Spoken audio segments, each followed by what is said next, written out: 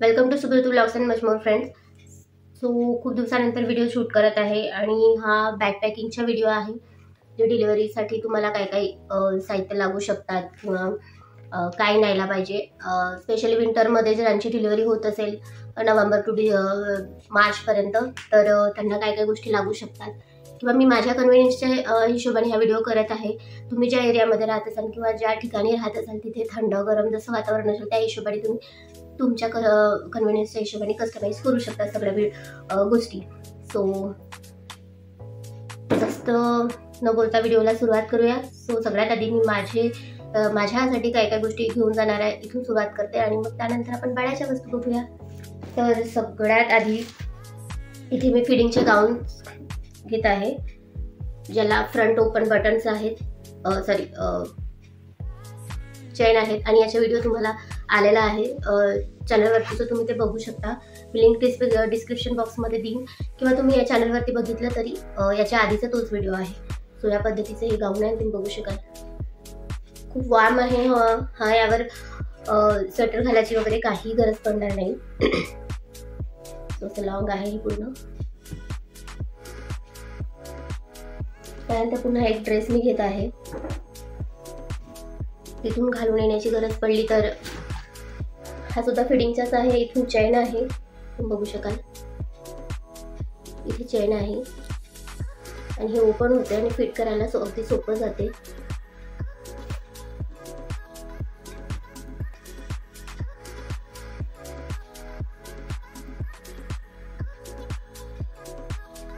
त्यानंतर दोनच ड्रेस मी घेऊन जाणार आहे, कारण तिसऱ्या दिवशी सुट्टी होते ऑब्व्हियसली, आणि तिसऱ्या दिवशी नाही झाली तर चौथ्या दिवशी सकाळी 12 वाजेपर्यंत वगैरे सुट्टी होऊन जाते. सो आपल्याला दुसऱ्या दिवशी डिलिव्हरी झाल्यानंतर दुसऱ्या दिवशी उठून बसवतात आणि तेव्हा आपण चेंज करतो. फक्त 2च दिवस राहतात. सो एक्स्ट्रा तुम्ही आणखी घेऊन जाऊ शकता. तुम्ही एक गाऊन किंवा एक ड्रेस मी पुन्हा घेऊन जाईल आणि ऑफकोर्स टॉयल तर लागणारच. आणि छोटे छोटे वाईप्स पण तुम्ही घेऊन जाऊ शकता किंवा छोटे छोटे नॅपकिन्स वगैरे पण तुम्ही घेऊन जाऊ शकता आपल्याबरोबर. त्यानंतर एक बेडशीट ही लागू शकते, कारण समजा आपल्याबरोबर कोणी असलं आणि एक बेड असतेच, म्हणजे 2 बेड असतेच रूममध्ये. सो जर लागलं आपल्याला तर असो आपल्याकडे पुन्हा येण्या जाण्याची कशाला प्रॉब्लेम ना. सो त्यासाठी एक बेडशीटसुद्धा मी ठेवलेला आहे आणि 2 छोटे छोटे जे सिंगल बेडचे वॉर्म ब्लँकेट्स असतात ना, ते सुद्धा मी घेऊन जाणार आहे. किंवा कारण अगदीच प्लॅसेंटा जसं आपलं निघतो ना आणि सगळे हार्मोन्स बॅलन्स व्हायला वेळ लागते. सो डिलिव्हरी झाल्याबरोबर जसं रूममध्ये शिफ्ट करतात तुम्हाला, त्यावेळेला तुम्हाला थंडी वाजते आणि मग असं वाटते जेवढं टाकलं अंगावर तेवढं सुद्धा कमीच पडते. सो असं माझ्याबरोबर झालं पहिल्या बाळाच्या वेळेस. सो म्हणून मी विचार करते, मग वेळेवर सगळी धावपळ होते आणि हे आणा ते आणा ते आणा ते आणा. सो त्यासाठी 3च दिवस राहायचे आहे. सो सगळ्या गोष्टी व्यवस्थित घेऊन गेलेलं बरं, म्हणजे ह्या गोष्टी त्या गोष्टीसाठी आपल्याला घरी थोड्यासाठी यायला गरज पडणार नाही. आणि 5 ते 7 किलोमीटर वगैरे 7-8 किलोमीटर असेलच आमचं घर हॉस्पिटलपासून. सो म्हणून या सगळ्या गोष्टी सोबत कॅरी करत आहे मी. टी शर्ट ऑफकोर्स जर तिथे हजबंड राहिले तर त्यांची टी शर्टची सुद्धा गरज पडू शकते. कपडे खराब झाले किंवा काही त्यासाठी, किंवा आपल्यासोबत जे असेल त्याच्यासाठी माझं. आणि मी सगळे ह्या सगळ्या याच्यामध्ये पॅक करणार आहे. तर सगळ्या गोष्टी वेगवेगळ्या राहिलेल्या बऱ्या, म्हणजे इकडून तिकडून शोधायची गरज पडणार नाही. असे छोटे पाऊच तुम्ही ठेवून देऊ शकता तुमच्याकडे. ते मी ट्रॅव्हलिंगच्या वेळेला घेतलेले होते पाऊच, ज्यामध्ये सगळ्या गोष्टी कॅरी करायला इझी झाल्या होत्या आणि इकडे तिकडे प्रत्येक गोष्टी शोधण्याची गरज पडलेली नाही. सो या पद्धतीने छोटे छोटे पाऊचेस त्यामध्ये मी सगळे पॅक करणार आहे. किंवा असे छोटे छोटे जे पन्न्या असतात ना, जे आपल्याला कामात कपडे किंवा कोणत्याही वस्तू विकत आपण आणतो, तर ह्या ट्रान्सपॅरंट असतात. ह्या सुद्धा व्यवस्थित ठेवून दिले तर आपल्याला कुठेही जाताना पॅकिंगच्या कामात येतात. सो ही माझी एक टीप आहे. आणि एक बटन्सचे स्वेटर, कारण थंडीमध्ये आपण चाललेलो आहे. सो बटनवाली स्वेटर खूप जास्त जरुरी आहे. पूर्ण असं ओपन असायला नको आपलं ही, आणि पूर्ण असं पॅक राहायला पाहिजे. त्यासाठी बटनवाली स्वेटर प्रेफर करतात डॉक्टर. सो ही स्वेटर आणि सगळ्यात जरुरी सॅनिटरी पॅड आणि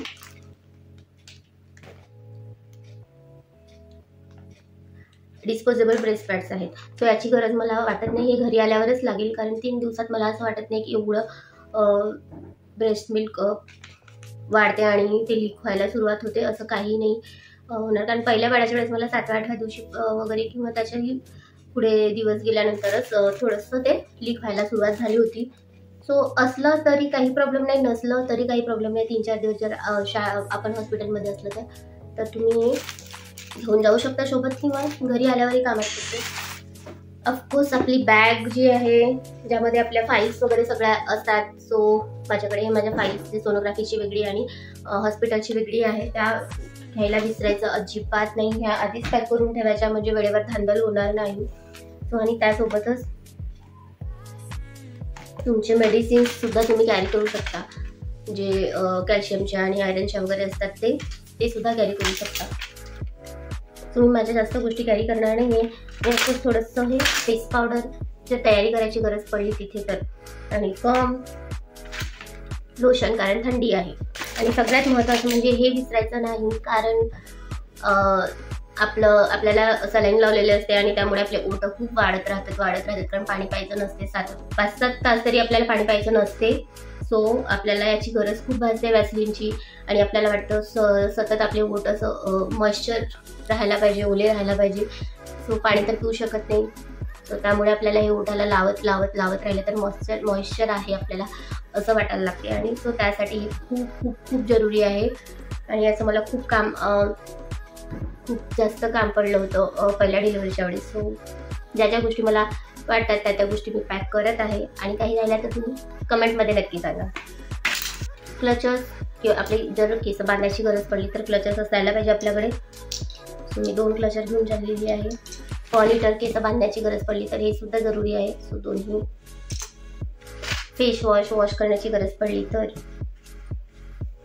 हँडवॉश पण तुम्ही घेऊन जाऊ शकता. छोटंसं जे येते डेटॉलचं किंवा आणखी दुसरे कोणतेही, सो त्याची सुद्धा गरज भासू शकते. आणि तेच तिथे सुद्धा मिळतात खाली, जे मेडिकल किंवा काही बाजूला वगैरे असतात तर त्या मेडिकलमधून घेता येतं. पण जर असेल छोटंसं ते पॅकेट तर ऑफकोर्स कॅरी करायला हरकत नाही. आणि हे छोटे छोटे मिनी जे साबण असतात ना, याची गरज जर पडली तर हे एक छोटंसं मिनी साबण. केस खूप गुंतलेले असतात, जर तुमच्याकडे असेल लिओन सिरम तर ते सुद्धा तुम्ही घेऊन जाऊ शकता, कारण खूप गुंतलेले असतात, सतत बांधून असते आपले केस, आणि आपण झोपून असतो जवळजवळ 12 ते 20 घंटे, जसं तुमच्या डिलिव्हरीचं ड्युरेशन असते त्या हिशोबाने ॲटलिस्ट 12-15 घंटे तरी आपण झोपूनच राहतो. सो त्यासाठी जर आणि खूप ताणतणाव असते आपल्याला, आणि उठून बसवल्यानंतर मग खूप त्रास होतो. आणि जर केस करायचे असले तर मग ते खूप केस असे फ्रीज होऊन गेलेले असतात, ड्राय होऊन गेलेले असतात. सो तुम्ही तुमच्याकडे जर लिओनचे सिरम वगैरे असेल किंवा कोणते जे तुम्ही यूज करत असाल तुमच्या कन्व्हिनियन्सच्या हिशोबाने, सो ते तुम्ही घेऊन जाऊ शकता. नाहीतर मग ऑइलही घेऊन जाऊ शकता. ते लावलं तरी आपले केस सुटसुटीत होतात आणि लवकर आपल्याला कॉम्ब करायला हेल्प होते. ऑफकोर्स ब्रश आणि टूथपेस्ट हे सुद्धा विसरायचं नाही. जर तुम्ही फक्त जर तुम्ही तुमच्या जिथे कुठे तुम्ही राहत असाल आणि तिथे जर कोणी अवेलेबल नसेल तुमच्याबरोबर, तर तुम्हाला या सगळ्या गोष्टीबरोबर तुमच्या हस्बंडच्या सगळ्या गोष्टी तुम्हाला कॅरी करावं लागेल. जसं की टूथब्रश आहे, पेस्ट आहे, कपडे आहे त्यांचे, नाईट पॅन्ट, डेली विअर, जे ह्या सगळ्या गोष्टी तुम्हाला कॅरी कराव्या लागणार आहेत, त्यांचे टॉवेल वगैरे सगळ्या गोष्टी. सो ह्या सुद्धा गोष्टी लक्षात ठेवून तुम्ही आपली बॅकपॅक करू शकता. आणखी काही गोष्टी रेडी व्हायला जर लागत असतील, जर तुम्हाला वाटत असेल कोणी आपल्याला तिथे भेटायला येतात हॉस्पिटलमध्ये वगैरे, तर आपण असंच राहायला नको, थोडंसं रेडी व्हावं, छान तयारी करावं. तर तुम्ही तुमच्या बाकीच्या गोष्टी तुम्ही कॅरी करू शकता, जसे की लिप लायनर किंवा तुम्ही लिपस्टिक किंवा आणखी काही ज्या तुमच्या रेडी व्हायला गोष्टी लागतात त्या सगळ्या तुम्ही कॅरी करू शकता आपल्याबरोबर. बस क्रीम, पावडर जे लागतात ते सगळ्या गोष्टी, मेकअपच्या किंवा आपल्या पुन्हा कपड्याच्या वगैरे, या सगळ्या गोष्टी तुम्ही कॅरी करू शकता. आणि त्यातून शॉल पण घेतलेली आहे, कारण शॉलची गरज पडली तर कामात येईल, नाही पडली तर अजिबात नाही.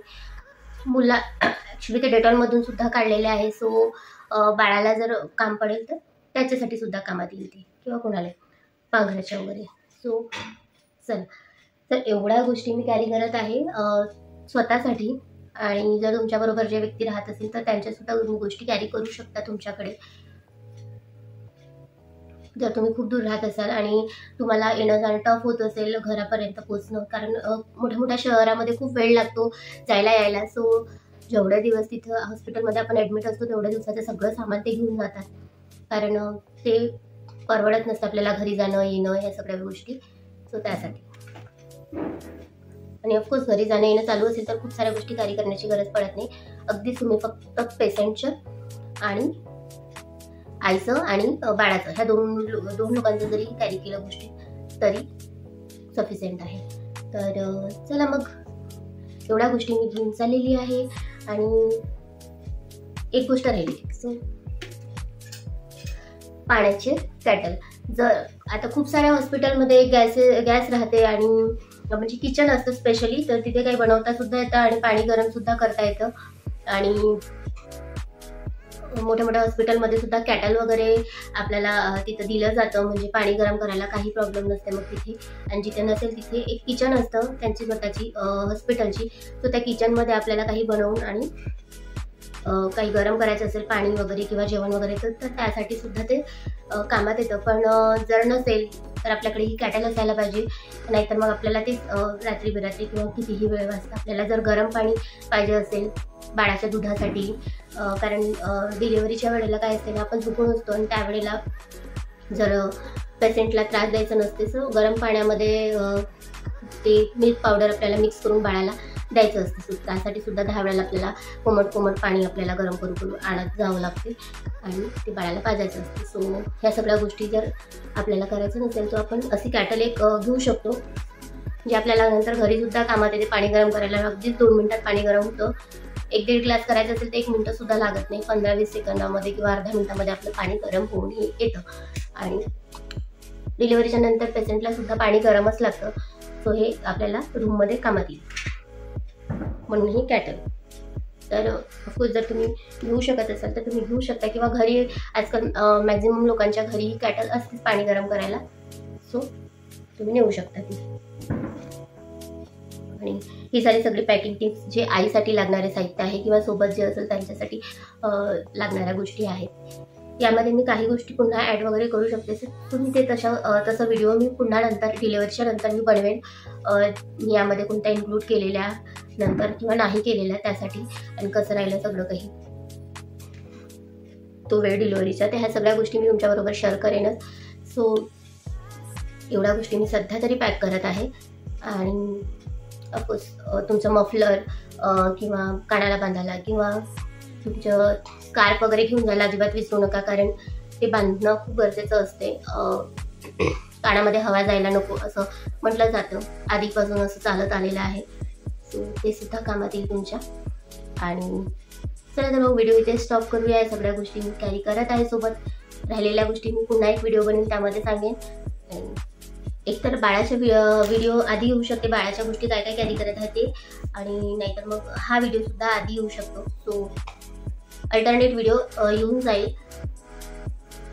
तर चला मग व्हिडिओ इथेच थांबवूया आणि भेटूया असा छानसा व्हिडिओ बरोबर पुढच्या व्हिडिओमध्ये, पुढच्या नवीन व्हिडिओमध्ये. आणि तोपर्यंत तुम्ही मस्त हेल्दी राहा, छान राहा, हेल्दी खा आपल्या प्रेग्नेन्सी प्रोसेसमध्ये आणि छान एन्जॉय करा. चला तर भेटूया असं छानसा व्हिडिओ बघून पुढच्या व्हिडिओमध्ये. व्हिडिओ आवडला तर लाईक शेअर सबस्क्राईब करायला अजिबात विसरू नका. बाय.